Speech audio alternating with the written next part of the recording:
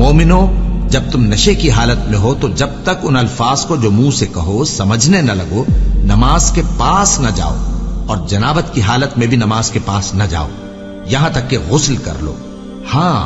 اگر بحالت سفر رستے چلے جا رہے ہو اور پانی نہ ملنے کے سبب غسل نہ کر سکو تو تیمم کر کے نماز پڑھ لو، اور اگر تم بیمار ہو یا سفر میں ہو یا کوئی تم میں سے بیت الخلا سے ہو کر آیا ہو یا تم نے عورتوں سے مقاربت کی ہو اور تمہیں پانی نہ ملے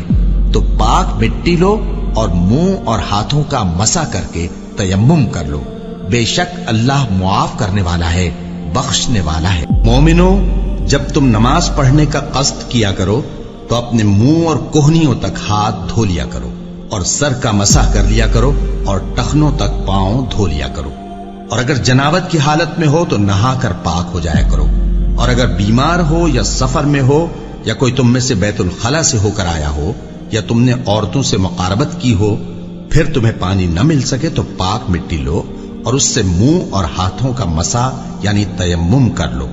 اللہ تم پر کسی طرح کی تنگی نہیں کرنا چاہتا، بلکہ یہ چاہتا ہے کہ تمہیں پاک کرے اور اپنی نعمتیں تم پر پوری کرے تاکہ تم شکر کرو۔